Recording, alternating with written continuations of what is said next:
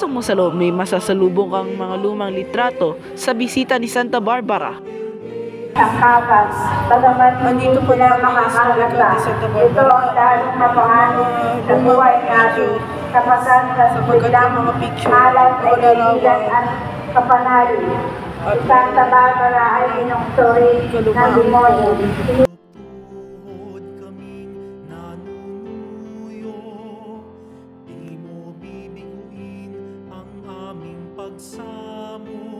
Sakdalang marilag na pinipintuho, huwag kaming ihulog sa pagkasipayo.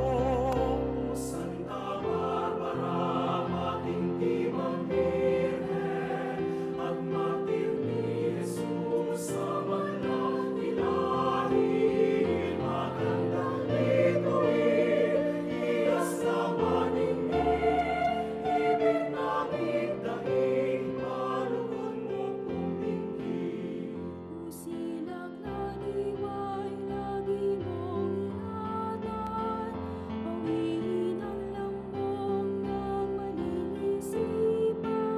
Pagpasok mo sa loob ng bisita ni Santa Barbara, may madidinig ka na nobina para kay Santa Barbara o mas tinatawag na Apu Barang. Dapat ng demonyo ang ama, Santa Barbara, o kaya, ang saring-saring mga aso. Kailangan sa mga ito at ay rapat. Ang demonyo ay kaaway na aming kaluluwa. Pala sila para sa panalangin sa Santa Barbara. At may makikita kayo relikya ni Santa Barbara nandito rin sa bisita yung naidala nila. Paglabas ko sa pintuan, may nakita akong original na Santa Barbara na maliit. Ito yung antigo ni Santa Barbara. Ay pala antigo ni Santa Barbara.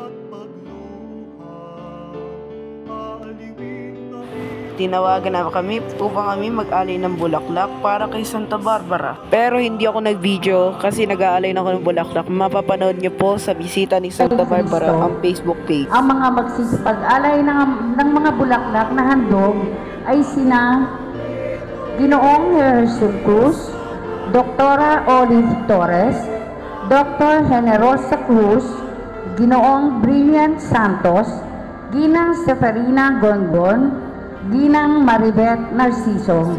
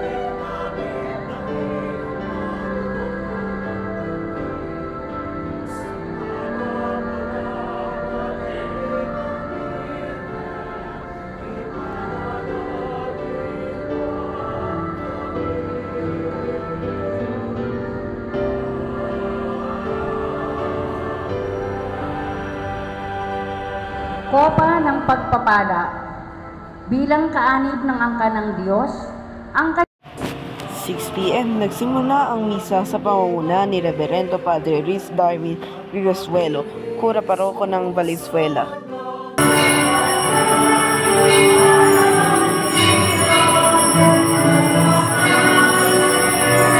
At maridinig ang batingaw sa buong barangay Santa Barbara at sound system.